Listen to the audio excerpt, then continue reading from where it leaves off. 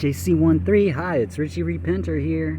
I just wanted to talk about a verse that I heard today about being born of water and the Spirit.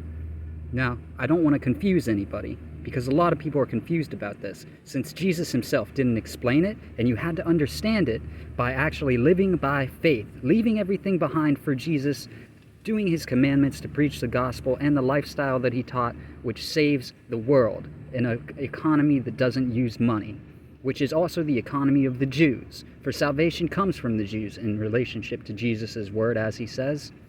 And these Jews, as we did back in the day as a preface, just to know a bit more about what he's talking about, lived in a farming economy where they sacrificed as their commerce to God.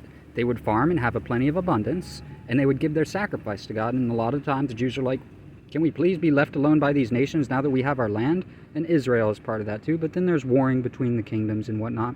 But we're talking about Jesus says, you must be born of water and the Spirit to enter the kingdom of heaven.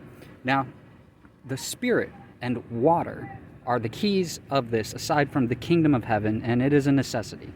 So if we look into what the Spirit is, he says in the book that those who are born of Spirit are like the wind. You don't know which way it moves until you feel it, but you can tell where it's coming. This is people who live by faith. They come and go as they please. They're completely free. So you must be born like that. You must live like that to enter the kingdom of heaven.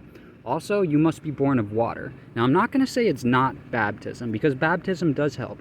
But if we look into water itself, in Jesus' ministry, which he did healing and miracles like biomedical engineering, they start us out with the strange languages in science where we're learning new words like dihydrogen oxide or H2O, water. But this is wine. Oh, it is! This is actually Japanese wine. Looky there.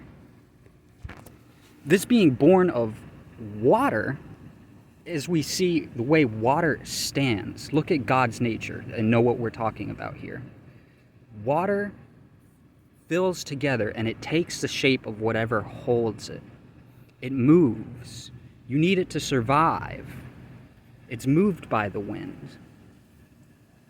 And it's used with the pH balance in science to get you started in the understanding that you need, which saves.